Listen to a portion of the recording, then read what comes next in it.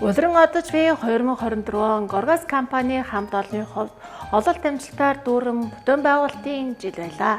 Манай хамт олон үйл ажиллагаагаа өргөжүүлэн хийн түлшийг халаалтанд ашиглах Эрдэнэт хотод 1.4 мегаваттын хүчин чадалтай хийгээр ажиллах бие даасан халаалтын их үүсвэрийг барьж дуусгалаа.